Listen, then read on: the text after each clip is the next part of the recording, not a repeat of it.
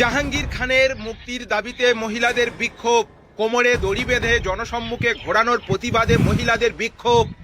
দক্ষিণ চব্বিশ পরগনার ফলতায় জাহাঙ্গীর খানকে কোমরে দড়ি বেঁধে খালি পায়ে জনসম্মুখে ঘোরানোর ঘটনাকে কেন্দ্র করে এলাকায় তীব্র উত্তেজনা ছড়িয়েছে। অভিযোগ, গত পরশু পুলিশি হেফাজতে থাকা অবস্থায় তাকে বাজার এলাকায় কান ধরিয়ে খালি পায়ে ও কোমরে দড়ি বেঁধে ঘোরানো হয়। এই ঘটনাকে মানহানিকর বলে দাবি জানিয়ে গতকাল স্থানীয় বহু মহিলা ফলতার শ্রীরামপুর এলাকার রাস্তায় নেমে বিক্ষোভে সামিল হন।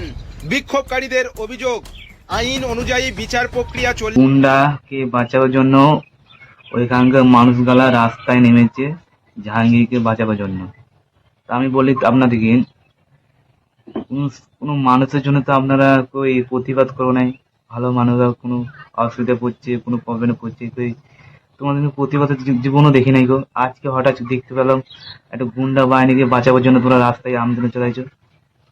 আর বেশ করেছে, রাস্তাকে ঘুরিয়ে কান ধরে যে কোমরে দড়ি করে ঘুরিয়েছে, বেশ করেছে। এটা মানুষের সঙ্গে যা ব্যবহারটা পুরো খারাপ করেছে, বলা যাবে না এটা, ঠিক আছে? ও নিজেকে ভাবতো ডন, ঠিক আছে? আর আপনাদের লজ্জা করে দরকার, লজ্জা।